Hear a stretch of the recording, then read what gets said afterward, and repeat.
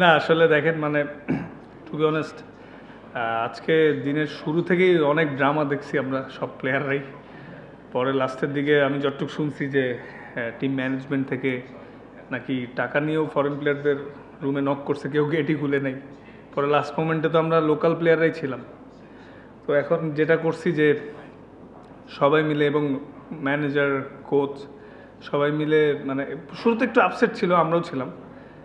তো যখন 120 হলো এবং আমরা ব্যাটিং করে দেখলাম যে আসলে একটু এত ইজি না আজকের উইকেটটাতে। সো 100 হয়তো 15-20 রান শর্ট ছিল, বাট টিম এফোর্ট আর সবার কন্ট্রিবিউশন এবং দিল থেকে চেষ্টা করার রিওয়ার্ডটা লাস্টে পাওয়া গেছে।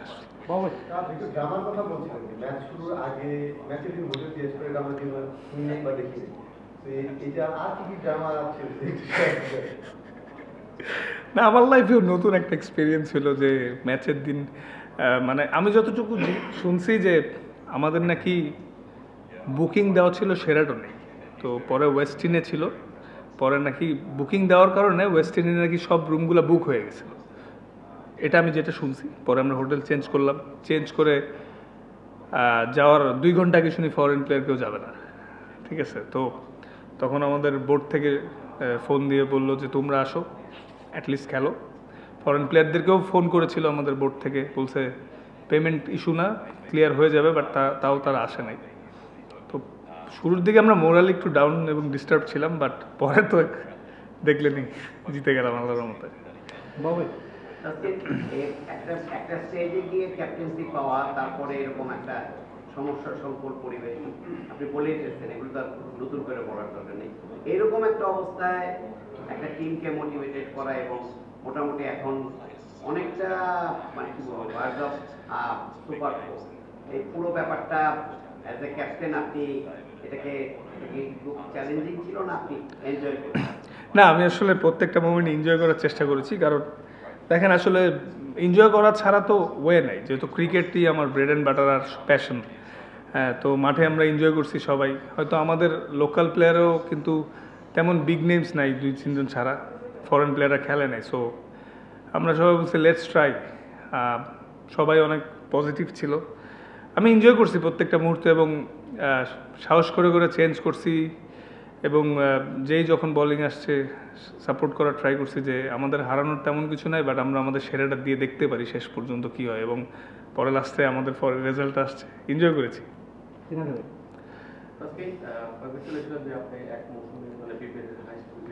জি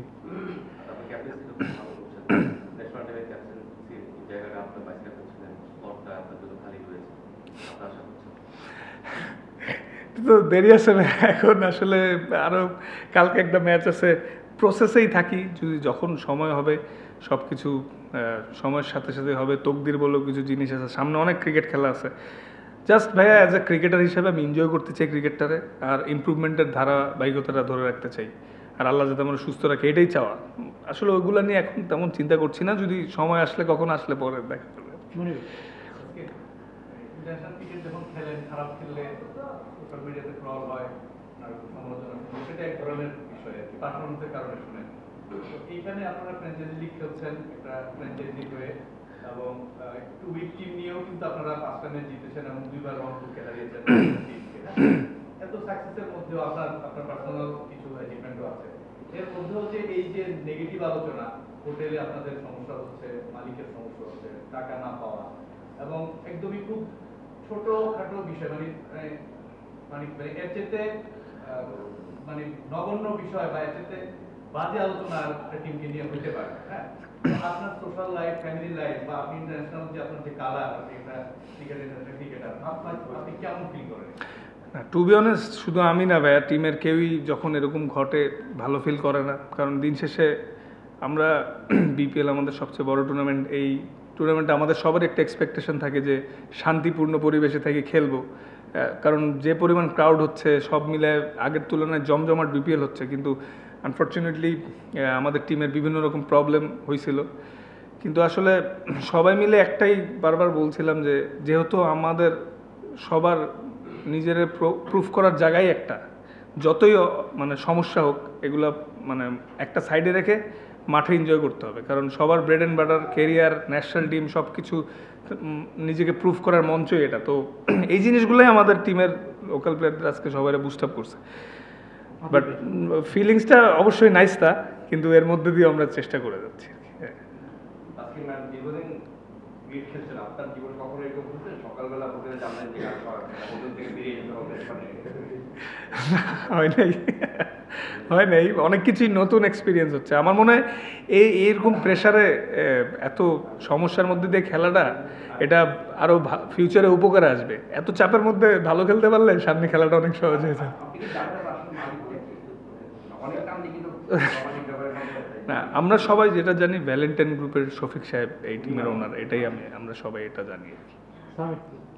আজকে through out your BPL career অনেক সময় দেখা যায় যে আপনি মানে থ্রু ড্রাফট কিংবা অপশন যেভাবে হোক, মানে একটা ভালো টিমে আপনার আসলে কোনো ধরনের ম্যাচ হয় না। কুমিল্লা বা রংপুর এরকম একটা ভালো টিম, যেটা ভালো আপনার কো প্লেয়াররাও ভালো থাকবে, এরকম একটা টিমে হয় না।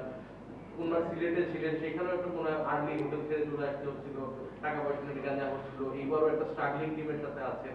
সবকিছু মিলে কি মনে হয় যে বিপিএল এ যদি আপনার টিমের সঙ্গে কম্বিনেশনটা ভালো হবে, ওই ম্যাচআপটা ভালো হলে তো পারফরম্যান্সটা আরো বেটার হতে পারতো এই টুর্নামেন্টে? জি, এটা কিছুটা আনফরচুনেট। এই নিয়ে 4টা সিজন ব্যাক টু ব্যাক বড় টিমে খেলার সুযোগ হয়নি, যার কারণে তো এই বছর ড্রাফটে গেলাম। ড্রাফটেই ফার্স্ট পিকই আছে আমাকে পিক করে। তো এখন আসলে যেহেতু আর কয়েকটা ম্যাচ আছে, এগুলো এনজয় করতে চাচ্ছি। মানে আফসোস করলে ভাই, আফসোস করা ছাড়া তো কিছু নাই। বাট নিজের মোটিভেট করতে হয় যে প্রসেসেই থাকি, কিছু করার নেই, জিনিসটা কন্ট্রোলে নেই। হয়তো আল্লাহ চাইলে ভবিষ্যতে বড় টিমরা যদি মনে করে আমি তাদের নেওয়ার মতো প্লেয়ার হয়তো একসময় নেবে। আপনি শেখ ক্যাপ্টেন এবং আপনার এক ধরনের কলিগ এখন যারা মানে বিদেশি ক্রিকেটাররা আছে, মাঠে আসে না, তো আপনার কি তাদের জন্য একটা সহমর্মিতা ফিল হয়েছে, বা আপনার তাদের সঙ্গে কোনো কনভারসেশন হয়েছে কিনা, বিদেশ থেকে এসে কোনো ধরনের টাকা পয়সা পাচ্ছে না বা এই ধরনের?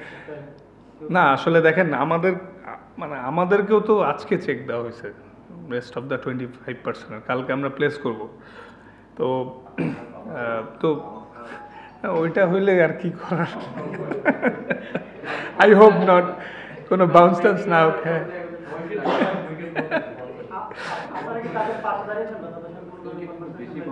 না, এই উইকেটের মতো বাউন্স করলে চেক প্রবলেম আছে। আই হোপ এমন করবে না। ঠিক আছে, ইনশাল্লাহ আমরা সবাই পাবো। তো না, আসলে ভাইয়া দেখেন, মানে খারাপ তো লাগছিল ফরেন প্লেয়ার নিয়ে খেলতে চাই। পরে লাস্টে বোর্ডে আমরা রিকোয়েস্ট করছি যে আমাদেরকে লোকাল প্লেয়ার নিয়ে খেলতে দেওয়ার সুযোগ হোক, কারণ এখানে আমাদেরও তো ক্যারিয়ারের বিষয়। পরে বোর্ড অ্যাগ্রি করছে, বাট জিনিসটা আমাদের জন্য সুখকর ছিল না শুরুতে। বাট পরে ম্যাচটা জিতাতে একটু স্বস্তি পাওয়া গেল। পরের ম্যাচটা কালকে 24 আওয়ার্স, মানে পরের ম্যাচে আপনাদের ফরেন ক্রিকেটারদের নিয়ে নামার কোনো ভাবনা আছে কিনা, বা আপনাদের এই দেশি ক্রিকেট? ভাই আসলে তো এখনো হোটেলে যাইনি, তো আই হোপ ম্যানেজমেন্ট যদি তাদেরকে পে করতে পারে এবং তারা যদি আসলে তো আমাদের দলের জন্য ভালো হবে। আরও চাবো ডেফিনেটলি ওরা আসুক আমাদের, মানে অ্যাটলিস্ট 2-3 জন ফরেন প্লেয়ার হইলেও টিমটা আরও স্ট্রং হবে। বাট এটা আসলে এখন বলতে পারছি না, যেহেতু হোটেলে যাই না। ম্যানেজমেন্টরা যদি ওদের পে করে দেন ওরা আসতেও পারে। হ্যাঁ, শেরাটন যাই ভাই। হ্যাঁ, আপনাদের পেমেন্টের যে বিষয়টা, আমি যতটুকু শুনেছি যে বিসিবি একটা আশ্বস্ত করেছে যে দে উইল পে। হ্যাঁ হ্যাঁ হ্যাঁ হ্যাঁ হ্যাঁ, বিসিবি এটা উইল পে, এবং আপনাদের আপনারা এখানে মাঠে আসছেন খেলতে। জি জি জি জি 62 লাখ টাকার একটা চেক তাদের হাতে জমাও আছে, যদিও সেটা ক্যাশ হবে কি হবে সেটা পরের কথা। বাট এই অ্যাসুরেন্সটা আপনাদের জন্য অনেক বেশি স্বস্তির কি? জি জি, আসলে সবাই যখন আমরা অনেক ওয়ারিড ছিলাম, তখন ফারুক স্যার ফোন করে আমাদেরকে এটা মানে ইনশিওর করেছে যে টাকা পাইতে দেরি হলেও কোনো প্রবলেম নাই, ক্রিকেট বোর্ড পে করবে, তোমরা সবাই মন দিয়ে খেলো। এটাই, তারপর আমরা একটু স্বস্তি পাইছি। যেটা বলেন প্রথম দিকেই বলছেন যে টাকা নিয়ে দরজায় করা ছিল, এই বিষয়টা একটু ক্লিয়ার করবেন? এটা আমি শুনেছি ম্যাচ শেষে যে ম্যানেজারকে বলা হয়েছে যে লাস্টে পয়সা নিয়েও নাকি ওদের নক করেছে, ওরা গেটই খুলে নেয়। ওরা ভাবছে যে এমনি রিকোয়েস্ট করতে আসছিল। আমি গেছিলাম, পরে ওরা বললো যে লুক, মানে টাকা না দিলে আমরা যাবো না। বললাম ঠিক আছে, ইয়োর কল। আমি আর কি বলবো, আমিও তো প্লেয়ার। Thank you.